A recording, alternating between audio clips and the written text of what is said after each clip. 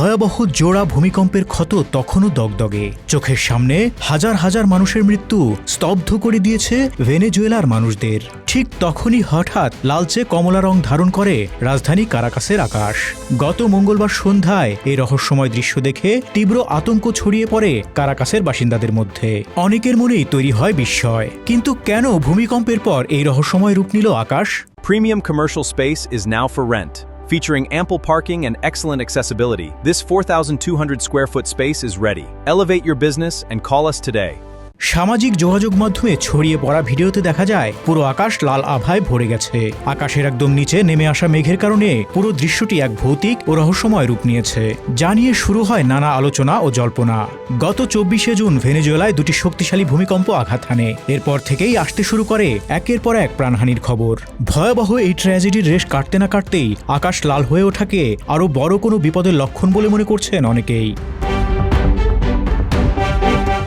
সামাজিক যোগাযোগ মাধ্যম এক্সে একজন লিখেছেন, ভেনেজুয়েলাকে ঈশ্বরের কাছে প্রার্থনা করতে হবে। কঠিন সময় আসছে, দুর্নীতি, অহংকার, স্যান্টেরিয়া ও জাদুবিদ্যার জন্য চাইতে হবে। আরেকজন লেখেন, এটি পুরো শহরের উপর মৃত্যুর সংকেত। প্রভু আপনার মানুষদের রক্ষা করুন। একে কেয়ামত বা জগতের শেষ বলে মন্তব্য করেছেন অন্য আরেকজন।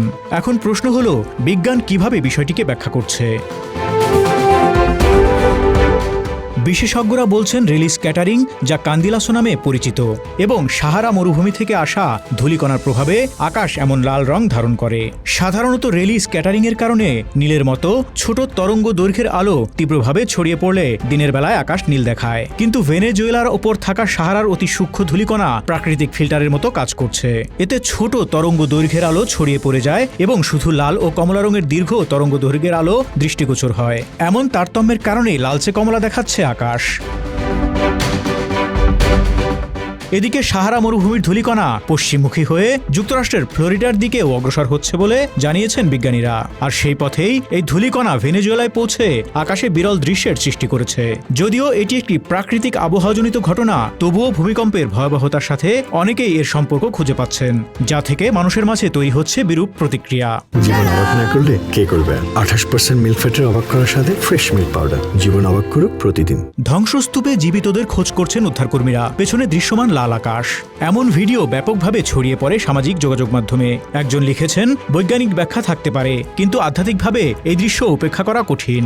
ভেনেজুয়েলার এই ভয়াবহ ভূমিকম্পে মৃতের সংখ্যা ইতোমধ্যে 2000-এ পৌঁছেছে, আহত কয়েক হাজার, বাস্তুচ্যুত হয়েছেন প্রায় 16,000 মানুষ। তাই ভয়াবহ ভূমিকম্পের এই ধ্বংসযজ্ঞের পর রক্তিম আকাশ স্থানীয় মানুষের মনে কেমন প্রভাব ফেলবে তা সহজেই অনুমেয়।